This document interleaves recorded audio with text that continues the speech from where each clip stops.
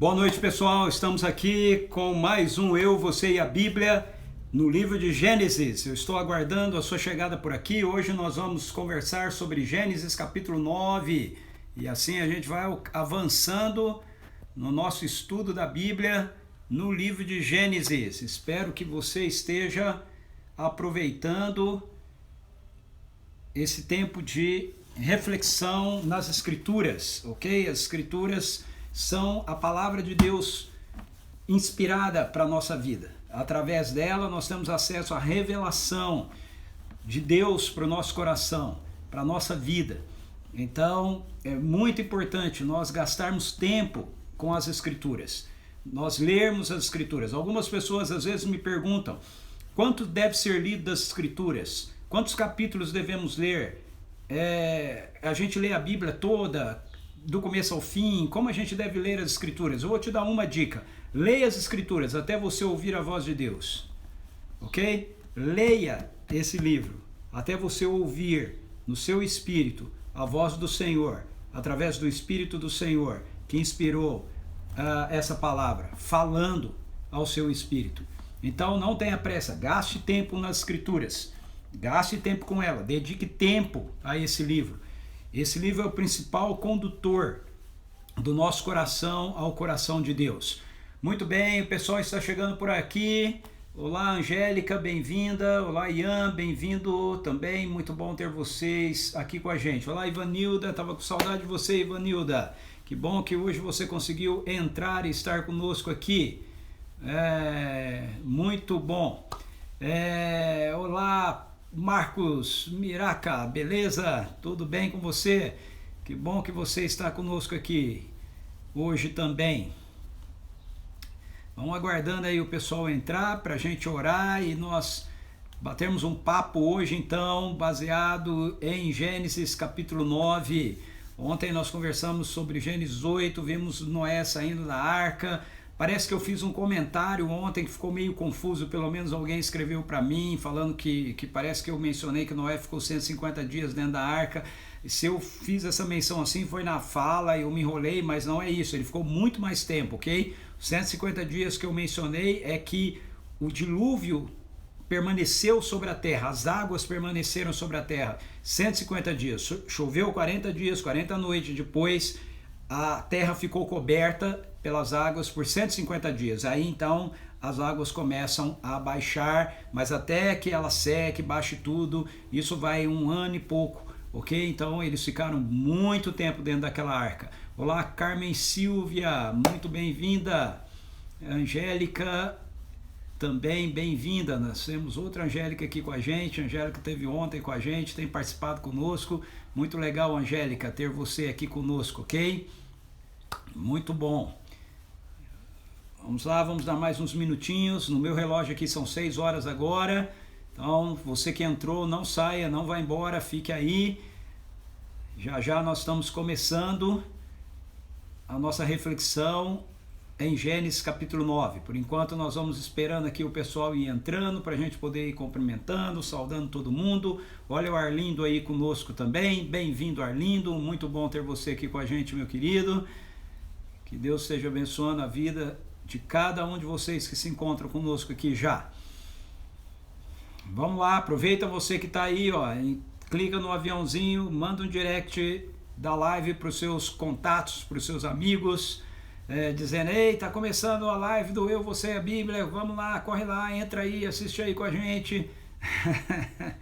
Ok? Bora lá. Muito bom.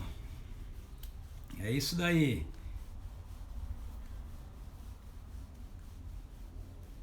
Vamos aguardando aqui mais um pouquinho. Quem mais entrou aqui agora com a gente? Juliana. Bem-vinda, Juliana. Isso, Juliana, isso mesmo. Juliana. Olá, Juliana. Bem-vinda. Muito bom ter você aqui conosco. Sônia Chiurque, Zé Chiurco. Sejam bem-vindos. Olá, Fabiana Guzmão. Olha a Fabiana aí com a gente. Estou gostando de ver, hein, Fabiana? Que legal, você seguindo a gente aí direto, muito bom ter a sua participação conosco aqui. Ana Kelly, com as meninas, sejam bem-vindas também. Vamos lá, Arnaldo, olha o Arnaldo chegando aí. Boa noite.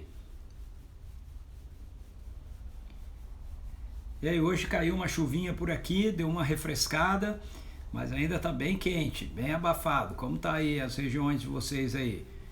Jundiaí teve chovendo, como é que é? Vinhedo. Olá, Cristina, bem-vinda. Cristina chegando aí com a gente também.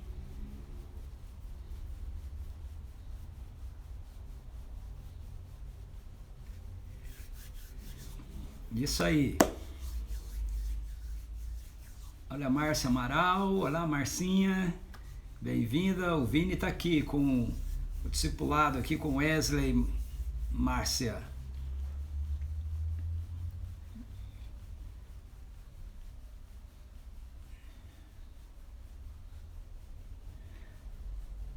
São João da Boa Vista nublado, mas não choveu então.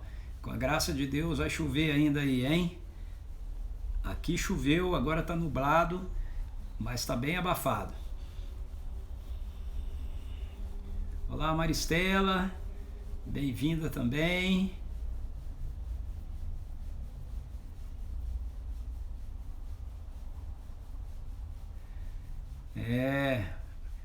Oi, Su, meu amor acabou de entrar aqui.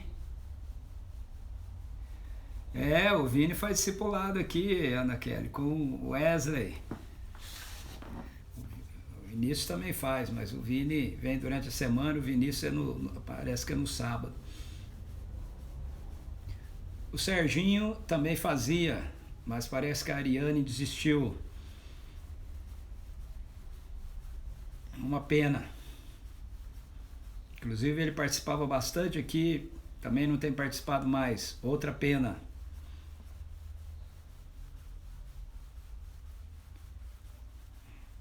Ok, eu vou orar e depois eu saúdo outras pessoas que porventura tenham chegado aqui, ok? Pai, em nome de Jesus eu quero te agradecer por mais um dia que o Senhor nos concedeu.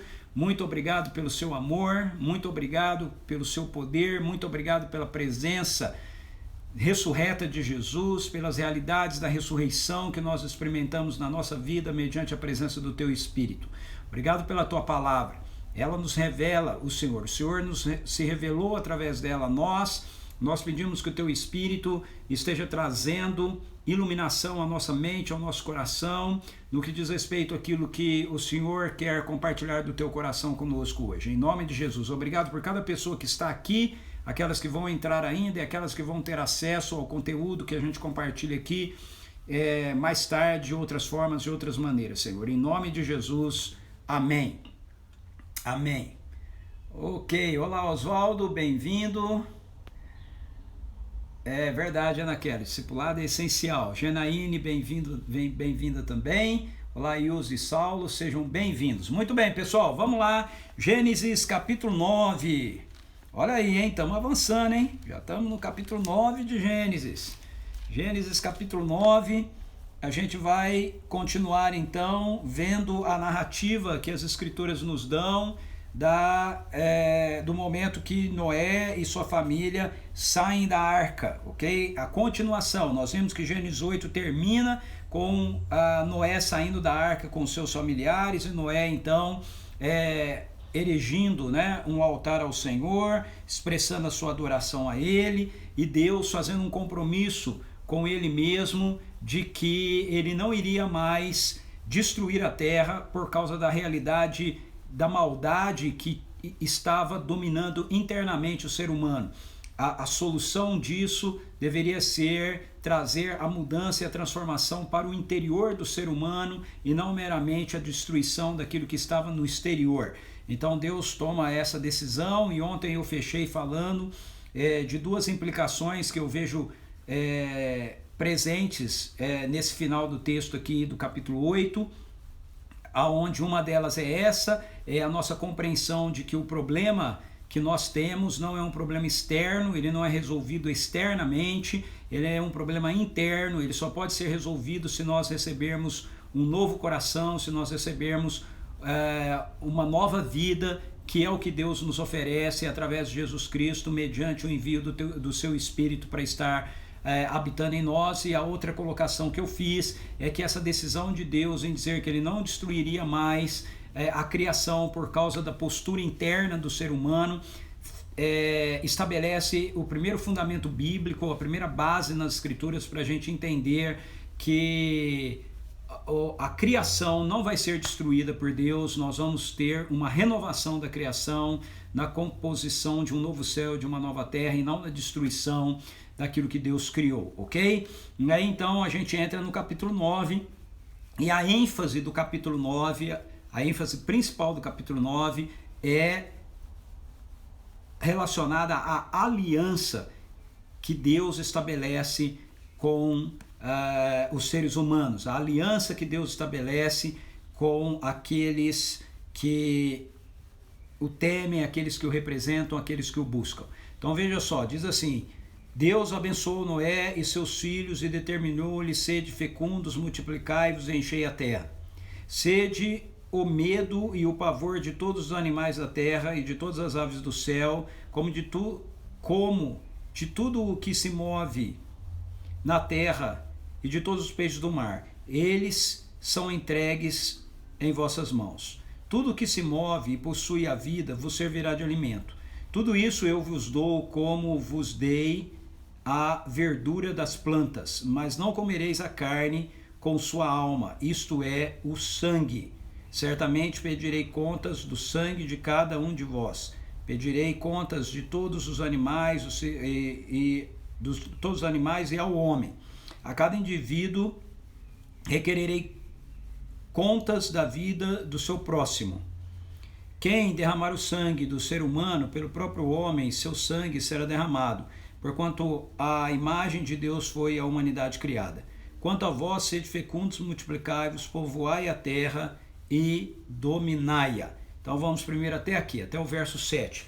Veja só, o texto começa dizendo que Deus abençoou Noé e os seus filhos. Novamente nós vemos uma menção aqui que faz uma ligação à narrativa da criação em Gênesis capítulo 1. Gênesis capítulo 1 termina com um Deus trazendo a bênção dele sobre toda a sua criação, depois dele ter criado tudo nos seus 6 atos, né, que são descritos lá para a gente em Gênesis 1 como 6 dias. Então ele finaliza tudo isso abençoando toda a sua criação, que ele havia visto que ficou muito bom. E aqui, quando Noé desce da arca e o reinício, né, vai se acontecer, vai se dar, nós vemos a menção da bênção de Deus. Deus é um Deus que deseja nos abençoar. Deus é um Deus que deseja o melhor para nós. Deus não é um Deus que está contra nós, ele não está contra a sua criação. O desejo do coração de Deus é abençoar a sua criação, é abençoar as nossas vidas, mas a bênção de Deus, para que seja uma realidade concreta na vida da gente, só é possível ser usufruída e experimentada se nós estamos debaixo da sua direção, debaixo da sua liderança. Por sua misericórdia, a bênção do Senhor está sobre toda a nossa vida, toda a nossa criação, mesmo quando nós nos portamos de forma rebelada contra Ele. E nós vamos ver aqui mais para baixo um pouquinho o porquê que isso pode ser feito assim. Mas o ponto que eu quero destacar para nós aqui nesse primeiro momento é olhar para o texto e ver que Deus é um Deus de bênção. Deus é um Deus que nos abençoa. Então ele abençoa Noé e abençoa os seus filhos, determinando-lhes que eles sejam fecundos e que eles multipliquem e enchem a terra. Ou seja, a bênção de Deus vai vir sob a reafirmação do mandato cultural. O mandato cultural é aquela ordem primeira que Deus dá à humanidade, descrita lá em Gênesis capítulo 1, quando ele diz que é para a humanidade crescer e multiplicar, encher a terra, dominar sobre toda a criação, ok? Manifestando assim a glória, né, de Deus, o domínio amoroso de Deus sobre toda a criação. E toda a criação iria responder favoravelmente ao governo de Deus que estaria sendo exercido pela humanidade. Mas agora aconteceu a queda. ok? E Deus está dando um reinício para a humanidade, um reinício para a criação, mas esse reinício ele vai acontecer dentro da realidade de um mundo que agora está marcado pela rebelião, marcado pela desconexão com o Senhor. Então, esse mandato, essa reafirmação do mandato cultural que é feito aqui, ele também é adaptado, ok? Nós podemos colocar assim, ele é adaptado e ele é ampliado para que o ser humano agora o exerça dentro dessa nova dimensão, que é a dimensão da rebelião, que tomou conta da criação boa e perfeita de Deus. Então nós vamos ver algumas diferenças. Então veja, você tem a reafirmação do mandato cultural, a bênção de Deus sendo dada e a reafirmação de que o ser humano ele deve se multiplicar e encher a terra, mas ao contrário da bênção original ou do mandato cultural original, né? Dado lá em Gênesis 1, você vai ver aonde Deus diz que o ser humano deveria dominar a terra, sujeitar a terra, né? E povoá-la. Isso está lá no capítulo, vamos dar uma olhada lá, capítulo 1, rapidinho, capítulo 1, verso 21, né? Não, 21, não, desculpa, 28, sede férteis, multiplicai, povoai, sujeitai e dominai. Povoai, sujeitai e dominai. Aqui você vai ver povoai e dominai. Só que esse domínio lá em Gênesis 1, ele tinha a ver com uma expressão do governo de Deus que, através dos seres humanos, queria manifestar a bondade de Deus, a qual a criação iria responder à humanidade, sendo parceira dos seres humanos, se sujeitando aos seres humanos. Mas agora você tem um mundo que é marcado pela queda. Então a primeira diferença que tem aqui é que o ser humano, ele não conta mais com a cooperação da criação para o exercício do seu governo. Na verdade, nós vamos ver isso com mais detalhes um pouco mais para frente, né? Mas na verdade, o governo que o ser humano deveria exercer sobre a terra estava comprometido agora pela mentalidade de Satanás, pela mentalidade da serpente, que vai trazer as consequências, ok? Que vêm da realidade da queda, as consequências que vêm da mente de Satanás. Okay? Então veja só, o que vem de Satanás? O medo. Então, no lugar dos seres humanos exercerem um domínio, onde a criação, ou seja, os animais e tudo mais, eles iriam olhar para os seres humanos e ver neles o cuidado de Deus, o amor de Deus para com eles, e não iriam ter medo dos seres humanos, mas iriam se aproximar e se submeter ao governo dos seres humanos. Agora o que acontece é que a criação passa a ter medo da humanidade. Então veja o verso 2. Deus diz assim, ó, sede o medo e o pavor de todos os animais da terra e de todas as aves do céu, como de tudo que se move na terra e de todos os peixes do mar, eles são entregues em vossas mãos. Então isso aqui é uma constatação de Deus, ok? Às vezes a gente não entende isso, mas veja, Deus está lidando com a nossa realidade. A nossa realidade agora é uma realidade marcada pela rebelião, uma realidade marcada pela queda, uma realidade marcada pelo mal. Então, os animais, eles não iriam mais olhar para os seres humanos e ver nos seres humanos seres que portam a imagem amorosa e cuidadora de Deus. Eles passam a olhar para os seres humanos como seres que vão ter domínio sobre eles, mas que vão exercer esse domínio pela força, pela destruição. Então eles vão passar a ter medo e ter pavor dos seres humanos. É o que diz aí o texto. O mandato cultural é ampliado também, porque agora você tem a presença da morte inserida no mundo criado por Deus. E aí, antes da queda, todos os animais, e nós seres humanos também, nos alimentávamos apenas daquilo que não era vivo, aquilo que não tinha fôlego de vida, aquilo que não tinha alma, ok? Que não tinha sangue. Então nós comíamos vegetais, nós comíamos frutas, ok? Verduras, os animais comiam todos eles capins e tudo mais. Mesmo os animais carnívoros, não existiam os animais carnívoros, o leão e todos eles comiam sempre vegetais, ok? Vegetação. É o que nos diz Gênesis capítulo 1, é o que nos diz Gênesis capítulo 2. Mas agora Deus amplia essa perspectiva. E por quê? Porque agora já a morte é uma realidade, está presente, ok? Aqui. Então Deus diz a nós, seres humanos, que tudo poderia servir de alimento para nós. Olha o verso 3. Tudo que se move e possui a vida vos servirá de alimento. Tudo isso eu vos dou como vos dei a verdura das plantas. Então, a partir desse momento, depois do dilúvio, a nós seres humanos foi dado por Deus a permissão de nos alimentarmos de todo tipo de ser vivo, ok? Tudo que se move e possui vida vos servirá de alimento, diz o Senhor. Mas a gente tem que ler isso aqui com muito cuidado, com muita atenção. Por quê? Porque dentro dessa autorização que Deus está dando, na verdade ele está criando também um limite, ok? Ele está criando uma regra, um limite. Assim como, preste atenção, assim como na criação boa e perfeita, ele criou um limite.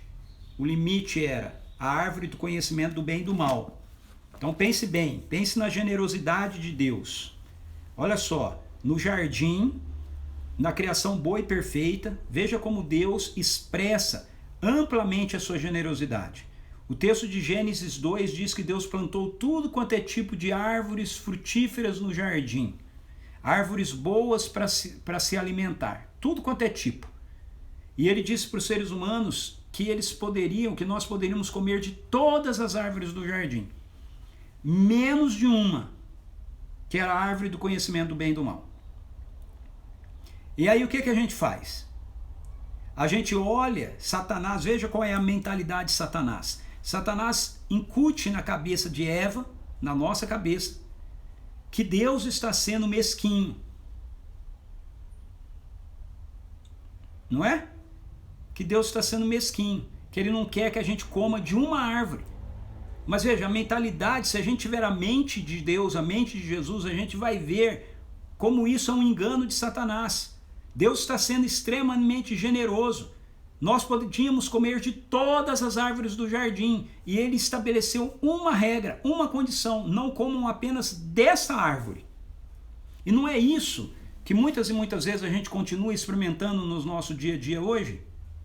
Esse engano de Satanás na mente das pessoas, no coração das pessoas, onde Deus generosamente nos dá a liberdade, o direito de desfrutar, de usufruir generosamente das coisas que Ele bota na nossa mão, e Ele estabelece critérios para que a gente possa viver em liberdade, dizendo em pouquíssimas coisas que a gente não pode fazer isso ou aquilo. E aí a gente olha para essas poucas coisas que Deus diz que a gente não pode fazer e a gente, com a mentalidade de Satanás, olha para Deus e diz que Deus está querendo tirar a nossa felicidade. Oramos para Deus e dizemos que Deus está querendo nos tolher. Oramos para Deus e dizemos que Deus está querendo controlar a nossa vida, quando Ele nos dá generosamente tudo que a gente possa, para a gente poder usufruir. Me acompanharam? Tudo? Então veja, aqui está acontecendo alguma coisa semelhante. Você não tem aqui a árvore do conhecimento do bem e do mal, mas você tem aqui um critério que Deus estabelece. Assim como Ele estabeleceu no jardim o critério da árvore do bem e do mal. Essa árvore você não vai comer, tudo mais você vai poder comer. Aqui Deus também estabeleceu um critério. Veja, Ele diz assim: todo ser vivo vai servir agora de alimento para vocês. Mas, verso 4, mas não comereis a carne com sua alma, isto é, o sangue. E aí, você vai ter os versos 5 até o verso o verso 5 e o verso 6, aonde Deus vai deixar claro que a morte, preste bastante atenção, a morte, ela é uma realidade que passou a existir no mundo perfeito de Deus, no mundo bom e perfeito de Deus. A morte é uma realidade que passou a estar presente na criação boa de Deus, deformando a criação boa de Deus. No entanto, o fato da morte existir agora dentro da criação boa e perfeita de Deus não dá a nós o direito de exercê-la. Então olha só o que ele está dizendo. Não comereis a carne com sua alma, isto é, o seu sangue. Às vezes a gente não entende o que o texto bíblico está dizendo, não é mesmo? As pessoas tomam, por exemplo, esse versículo para falar que a gente não pode comer, como é que chama aquele prato que você faz com galinha? Galinha é um molho pardo, né? Porque tá lá o molho, né? Cozinhou no sangue da galinha e tudo mais. Mas a expressão aqui, aquilo que está sendo dito no verso 4 aqui, não é uma colocação literal, é uma colocação metafórica. O que o verso 4 está dizendo é explicado no verso 5 e verso 6. Então olha só o que é dito no verso 4. Mas não comereis a carne com sua alma, isto é, o sangue. E aí o verso 5 e verso 6, Deus vai esclarecer o que ele está dizendo no verso 4. Olha o que ele diz. Certamente pedirei contas do sangue de cada um de vós. Pedirei contas a todos os animais e ao homem, a cada indivíduo requererei contas da vida do seu próximo. Quem derramar o sangue do ser humano pelo próprio homem, seu sangue será derramado, porquanto a imagem de Deus foi a humanidade criada. Então o que Deus está fazendo aqui? Ele está lidando com a postura tomada por Caim em relação a Abel. O que Caim fez? Você quer um sacrifício? Então tá aí, matou Abel, tá aí o sacrifício que o Senhor queria. Então, Caim tinha o direito de tirar a vida de Abel? Não. Abel foi oferecido como um sacrifício da parte de Caim para Deus, ou seja, ele comeu o sangue de Abel. O texto diz assim: o sangue do teu irmão clama da terra a mim. Então a expressão que aparece no verso 4, não comereis a carne com sua alma, isto é, o seu sangue, é uma expressão para falar que nós podemos nos alimentar de todo tipo de ser que se move sobre a terra, mas nós não temos autoridade para matar por matar. Uma coisa é você matar para se alimentar, outra coisa é você matar por matar. Quando você mata por matar, você está comendo a carne com o seu sangue. Então o verso 4 é uma proibição para a humanidade, em relação a ela tirar a vida de outros seres por qualquer motivo. E isso vai ficar explicitado no verso 5 e no verso 6.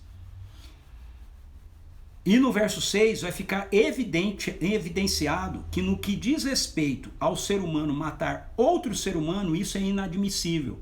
Por quê? Porque nós não devemos nos alimentar da mesma natureza da gente. Então, quando diz aqui, quem derramar o sangue do ser humano pelo próprio homem, seu sangue será derramado, porquanto a imagem de Deus foi a humanidade criada, o que Deus está dizendo é que nós não temos o direito de agir como Caim agiu. Nós não temos o direito de sacrificar outro ser humano em relação a qualquer perspectiva da parte da gente. Então Deus não aceita sacrifícios humanos. Você nunca vai ver no Antigo Testamento Deus pedindo o sacrifício de uma pessoa. Aí você fala, mas tem Isaac. Então, mas Isaac, nós vamos chegar lá, ok? E aí você vai entender por que ele pede Isaac.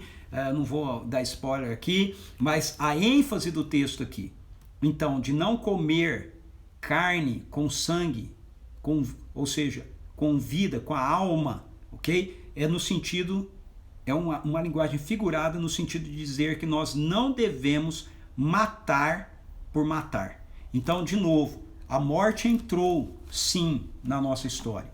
Mas isso não dá o direito da gente tirar a vida de ninguém.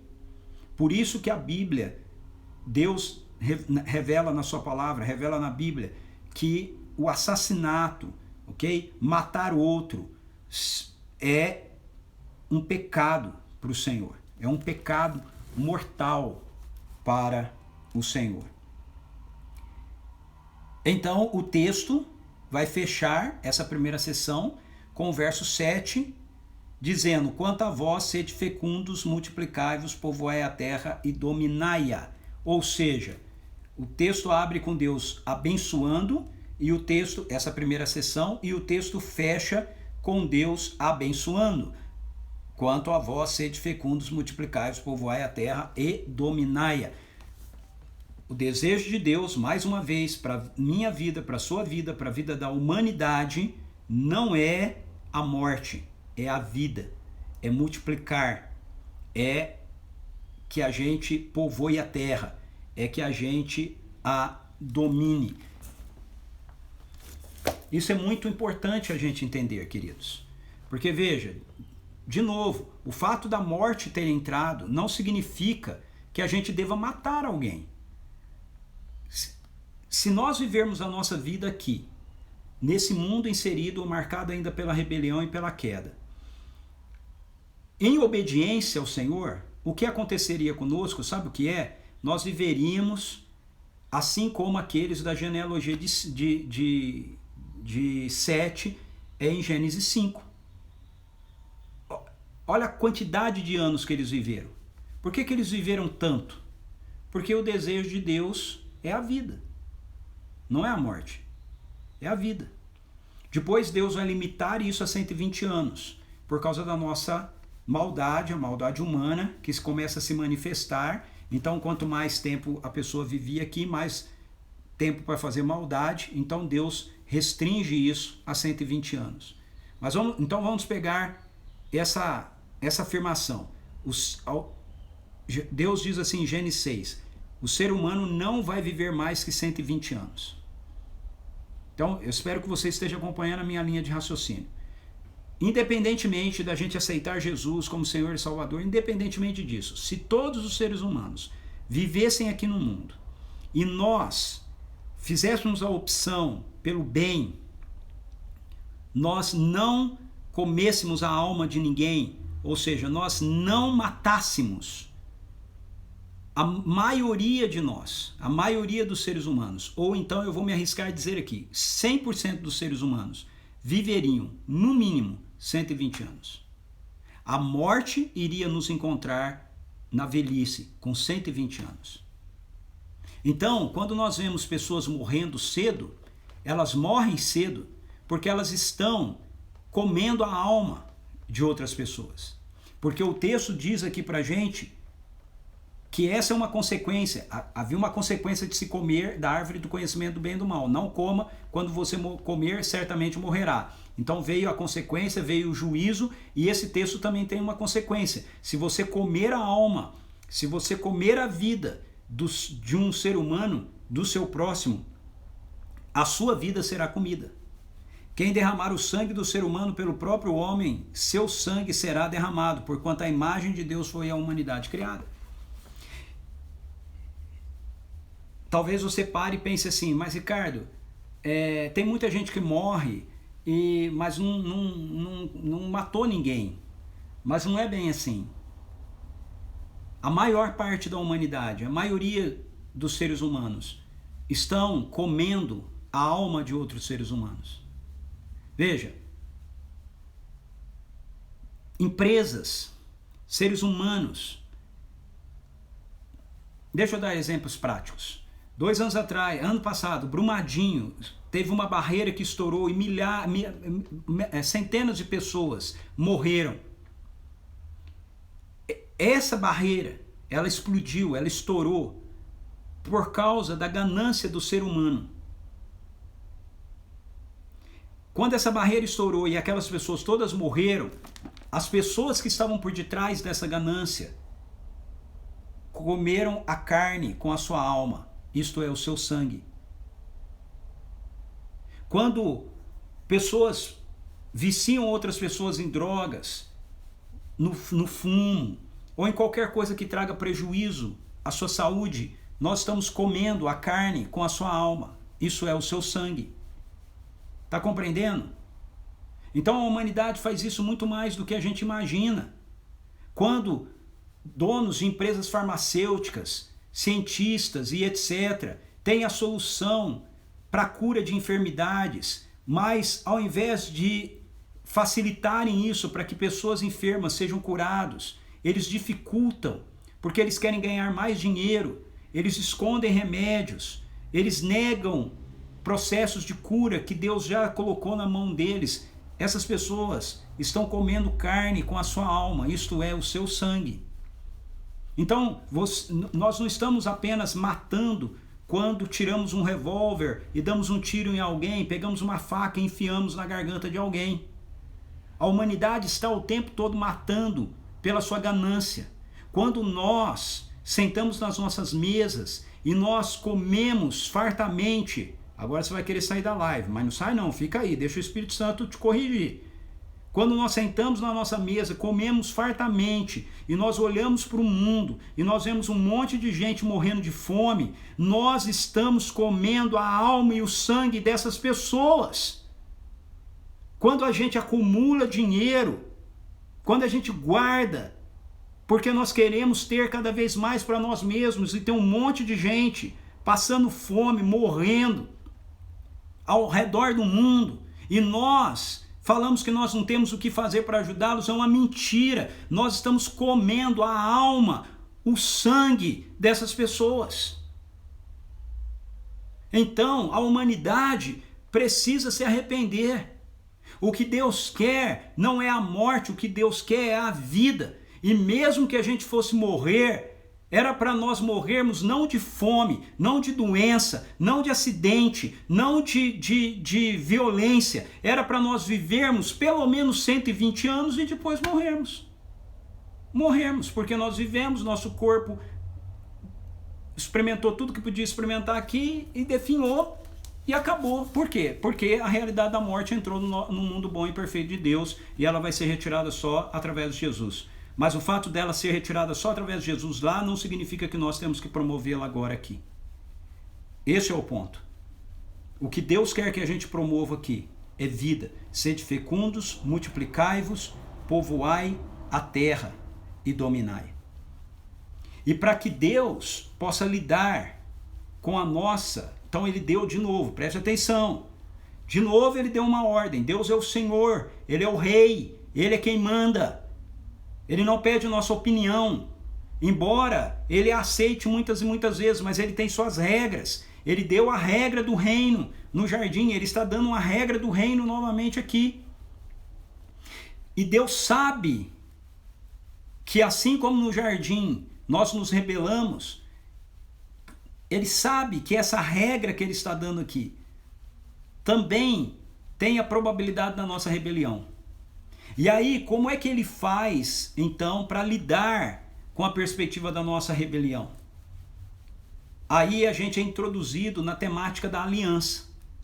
Veja, lá no capítulo 6, verso 18, a gente já tem a menção da aliança sendo feita por Deus para Noé. Ele diz assim, mas estabelecerei a minha aliança contigo e entrarás na arca. Mas agora no capítulo 9 nós vamos ver a aliança que ele disse para Noé no capítulo 6 que ele estabeleceria sendo estabelecida. Então veja só quantas vezes aparece a palavra aliança a partir de agora no verso 9. A partir do verso 9. Vamos lá?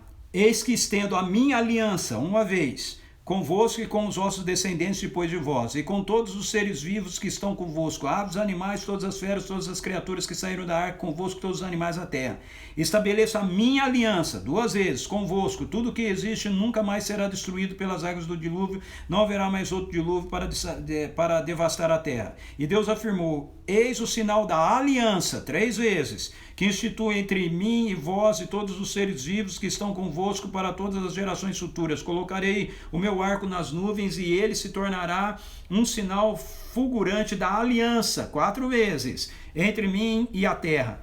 Quando eu reunir as nuvens sobre a terra, o arco surgir por entre as nuvens, eu me lembrarei da minha aliança, 5 vezes, que há entre mim e vós, e todos os seres vivos de toda a carne, e as águas nunca mais se tornarão um dilúvio para destruir todas as formas de vida. Quando o arco estiver na nuvem, eu o verei e me lembrarei da aliança, 6 vezes, eterna que há entre Deus e os seres vivos de todas as espécies que vivem sobre a face da terra. E concluindo, asseverou Deus a Noé, este é o sinal da aliança, 7 vezes, que estabeleço entre mim e toda forma de vida que existe sobre a face da terra. Então veja, dos versos 9 até o verso 17, aparece 7 vezes a palavra aliança. 7 vezes. Deus repete a expressão aliança 7 vezes. A aliança é o fundamento que faz com que Deus, apesar da nossa rebelião, mantenha a sua fidelidade para conosco, a sua fidelidade em promover a vida, em promover a salvação, em promover a restauração, em conduzir todas as coisas no mundo para um novo céu e uma nova terra. A sua aliança. Deus é um Deus de aliança. Essa aliança nós vamos ver mais para frente também, ela é fundamentada na pessoa de Jesus Cristo. Então Deus tem uma aliança com a humanidade a partir de quem Jesus é, a partir do que ele realizaria, do que ele faria. E essa aliança de Deus mantém todas as coisas em ordem, apesar da nossa rebelião. Aliança. É a aliança que sustenta o amor. A aliança sustenta o amor de Deus. Não é o amor que sustenta a aliança. É a aliança que sustenta o amor de Deus. Deus nos ama e nós o amamos, mas quando nós deixamos de responder ao seu amor, ele não deixa de nos amar, porque ele estabeleceu uma aliança para reger, para fundamentar o que ele realizaria em nosso favor. E aí nós vamos para a seção final do texto, que vai dos versos 18 a 29, que vai mostrar para a gente a realidade de que Deus está dando um novo começo para a humanidade, mas esse novo começo, ao contrário lá do jardim, ele já é um começo que tem o pecado como uma força presente, uma força de influência presente, dominando a vida humana. No jardim, havia uma opção contra o pecado. A partir da queda, essa opção deixou de existir. Ela só passa a existir de novo depois que Jesus morre numa cruz e ressuscita. Quando nós passamos a nos relacionarmos com Jesus como nosso Salvador, Senhor, então a vida dele é posta dentro de nós e nós temos condições novamente de enfrentarmos o pecado na condição de sermos vitoriosos contra ele. Sem Jesus, isso é impossível. E por quê? Porque o pecado mostra o seu domínio. É isso que acontece aqui. Veja, Noé sai, o que Noé faz? Noé adora a Deus, Noé recebe o mandato cultural, Noé recebe a confirmação ou a confirmação do estabelecimento da aliança que Deus disse que faria com a humanidade a partir dele. E aí o que acontece em seguida? Os filhos de Noé que saíram da arca foram Sem, Cã e Jafé. Cã é o pai de Canaã. Esses 3 foram filhos de Noé e a partir deles se fez o povoamento de toda a terra. Então veja, a humanidade está recomeçando completamente a partir desses 3 e das suas esposas e filhos. Aí diz no verso 20, Noé era cultivador ou agricultor e foi o primeiro a plantar uma vinha. Então você vê semelhança aqui com o quê? O que Adão era? Agricultor. O que Caim era? Agricultor. O que Noé é? Agricultor. Então, mantém-se essa relação da humanidade com a terra. Ele planta uma vinha. E aí o texto diz que ele bebeu do vinho que havia feito e embriagou-se. E ficou dentro da sua tenda. Cã, pai de Canaã, veja, de novo, por que ele está fazendo essa menção? Cã, pai de Canaã. Porque, lembre-se, o texto de Gênesis está sendo escrito para o povo de Deus que saiu do Egito e entrou na terra de Canaã. Então, quando ele menciona pai de Canaã, os primeiros que estão lendo o texto de Gênesis sabem do que é que o escritor bíblico está falando. Pai de Canaã é pai dos cananeus que povoam essa terra aqui que nós viemos possuir, que nós viemos herdar das mãos do Senhor. Então o pai de Canaã notou que seu pai estava nu e foi contar aos 2 irmãos que estavam do lado de fora. Então o Noé encheu a cara, ficou embriagado, tirou a roupa, ficou nu, mas ele ficou lá dentro da tenda dele. O Cã chegou lá, por algum motivo, entrou e viu o pai nu. E ao invés dele respeitar o pai, honrar o pai, cobrir a nudez do pai e ficar na dele, ele achou graça naquilo. E ele foi contar para os irmãos. Então diz aí, Cã, pai de Canaã, notou que seu pai estava nu e foi contar aos 2 irmãos que estavam do lado de fora. Essa expressão, esse contar aí, no original traz a ideia de contar de forma jocosa, ok? Então ele não foi só, gente, estamos com um problema aqui, não. Ele foi, papai tá peladão lá dentro da tenda, tá, ok? Aí o Sem e o Jafé, eles tomaram uma capa, levantaram-na, sobre os próprios ombros e andando de costas, para não ver a nudez do pai, cobriram. Então o Cã, ele lida com a nudez do pai com desonra. O Sem e o Jafé lidam com a nudez do pai com honra. Eles o reverenciam. Noé fez uma besteira, mas Noé é o homem que anda com Deus, é o pai deles. Então eles lidam com santidade para com a vida de Noé, com reverência, com honra. E aí eles vão lá andando de costas, cobrem o Noé. Muito bem. O porre do Noé passa. Quando Noé acordou da sua embriaguez, soube do que Cã, seu filho mais jovem, havia feito. Então, provavelmente os irmãos, o Sem e o Jafé, contaram para Noé o que Cã havia feito. E aí, olha a reação do Noé. O Cã não honra Noé, mas Noé toma a ofensa de Cã, toma a desonra de Cã como uma ofensa. Entenda bem, às vezes a gente lê algumas coisas na Bíblia e a gente não consegue entender, ou a gente não lida da maneira que deveria lidar. Veja, não é Deus que manda Noé amaldiçoar Cã. Noé carregou a desonra. Noé tomou a ofensa sobre si. Cã pecou. Noé também está pecando. Porque quando uma pessoa nos desonra, nós não precisamos tomar a ofensa da desonra sobre nós. Nós podemos, as Escrituras dizem, não só que podemos, as Escrituras dizem que nós devemos abençoar aqueles que nos amaldiçoam. Então Noé aqui, ele tinha a opção de abençoar Cã. Ele tinha a opção de não tomar a humilhação de Cã, a desonra de Cã, como uma humilhação para ele. Mas não é isso que ele faz, ele toma a desonra para ele. E aí, a consequência é retaliação. A consequência é que Noé, ele reage de uma maneira irada contra Cã. Então diz, quando Noé acordou da sua embriaguez, soube do que Cã, seu filho mais jovem, havia feito, então esbravejou Noé. Veja, preste atenção, esbravejou Noé.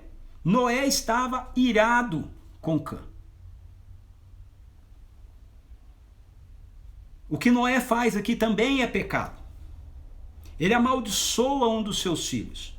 Deus não mandou Noé amaldiçoar, mas foi isso que ele faz. Por quê? Porque ele estava irado, ele estava irritado com aquilo que o filho fez com ele. Então ele esbraveja. Maldito seja Canaã, escravo de escravos será para seus irmãos. E acrescentou, bendito seja o Senhor, o Deus de Sem, e seja Canaã seu escravo. Que Deus amplie o território de Jafé, habite ele nas tendas de Sem, e seja Canaã seu escravo.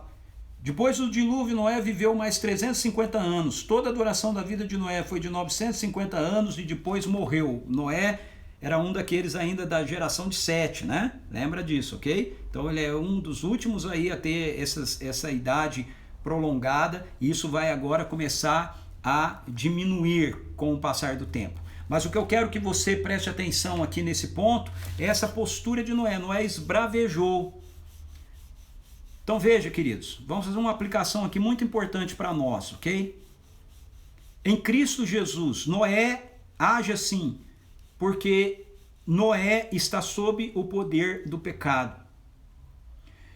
Nós temos uma experiência diferente da de Noé. Jesus veio, Jesus morreu e ressuscitou, e o poder da vida ressurreta de Jesus é dado a todos aqueles que creem nele como Senhor e Salvador da sua vida. Portanto, se você está me ouvindo e você tem convicção de que você crê que Jesus é o eterno Deus que fez um ser humano, o eterno Filho de Deus que fez um ser humano, morreu e ressuscitou, está vivo, e você crê nele, a vida ressurreta, o poder da vida ressurreta de Jesus está em você através da presença do Espírito Santo de Deus. Portanto, diferentemente de Noé, Noé poderia ter agido diferente, mas Noé não estava absolutamente em condições de ser vitorioso. Mas nós, diferentemente de Noé, não só podemos agir diferente, nós devemos agir diferente, porque nós temos a condição sempre de sermos vitoriosos. Então, se uma pessoa me ofende, eu não preciso tomar a ofensa dessa pessoa sobre mim. Eu não preciso esbravejar, eu não preciso ficar irado. Por favor, leve isso para suas relações, leve isso para sua relação conjugal, leve isso para sua relação com seus filhos. Pais, às vezes os nossos filhos estão tendo um comportamento, estão tendo uma ação que realmente está totalmente errada, mas o caminho que você tem para lidar com isso não é o caminho de Noé, não é esbravejar, não é amaldiçoá-los, ok? Mas é o caminho de Jesus, expressar amor, graça, perdão, misericórdia, porque a bondade de Deus, diz o apóstolo Paulo em 2 Coríntios, capítulo 2, versículo 4, é a bondade de Deus que nos conduz ao arrependimento. A bondade de Deus, desculpa, não é 2 Coríntios, é Romanos capítulo 2, versículo 4. A bondade de Deus é que nos leva à mudança de vida. É a bondade de Deus que nos leva ao arrependimento. Então esse texto final de Gênesis capítulo 9 mostra pra gente tanto da parte de Canaã, de Cã, que vai ser o pai de Canaã, das nações cananitas, como também da parte de Noé, a força que o pecado continuava tendo sobre a humanidade. Ok? Muito bem, a gente termina a nossa live aqui. Deixa eu ver, eu tenho um tempinho para dar uma olhada aí em quem entrou depois e dar uma saudada e ver a reação, a interação de vocês também com o que eu falei. Lembre-se de ir tomando nota, ok? Das suas dúvidas, das suas perguntas, para que na live de sexta-feira a gente possa então tirar aí as respectivas dúvidas, tá bom? Deixa eu dar uma voltadinha aqui para trás para ver quem que entrou depois que eu já estava falando. A Márcia disse, é muito bom os meninos ter esse contato com eles. Ah, joia, falando aqui do Wesley, né, discipulando aí os meninos, muito legal. Olá, Viviane, bem-vinda. Toninho, também bem-vindo. Domingas, Giovanni com a Andreia, sejam bem-vindos também. Dinha, Desperta Débora Nacional, bem-vinda. Fala Andresa, também bem-vinda. Débora Gondinho, que bom que deu para você estar conosco hoje de novo. Olá, Noêmia, bem-vinda. Oi, Camille, resolveu entrar com o seu, em vez de acompanhar com o da mãe. Eu fico muito feliz de ver você sempre aqui, viu, Camille? Sônia Casais, bem-vinda. Abraço para você, para Sofia também, César, que devem estar aí com você. Fala, Tiago, seja bem-vindo. Ah, que chama galinha cabidela, muito bem, é a galinha lá, a molho pardo aqui de São Paulo. Então, pela explicação que eu dei, pode comer a galinha cabidela, a galinha molho pardo, sem peso na consciência, ok? Porque não é disso que o texto está falando. Lígia, muito bem-vinda. Mônica também, seja bem-vinda. Que bom que você está aqui com a gente, é verdade, Domingas, muito triste isso mesmo. Olá, Ana Jacinta, bem-vinda. Fala, Gustavo, meu querido irmão, reverendo Gustavo aqui com a gente. Olá, Norma. Muito bem. Ok, gente, então eu acho que eu não deixei de cumprimentar ninguém, mas se porventura eu deixei, não se fica triste. Vai meu beijo aí para o seu coração.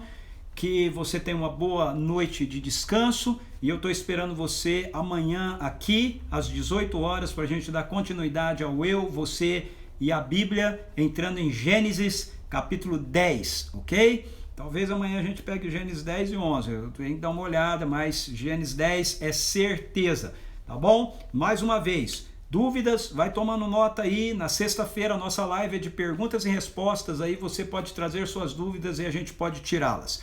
Logo que eu encerrar aqui, a live fica salva aqui no Instagram da CP Vinhedo. Se você entrou depois, você pode assistir diretamente aqui. E se eu consigo baixar o vídeo, ela vai lá também para o meu canal Plataforma do Reino, no YouTube, onde você também pode entrar e assistir por lá se quiser. E lá tem muitos outros vídeos, além dos Eu e Você, a Bíblia, tem outros estudos meus lá, beleza? Então, fui, queridos, muito bom ter estado aqui com você, ok? Até mais, fui!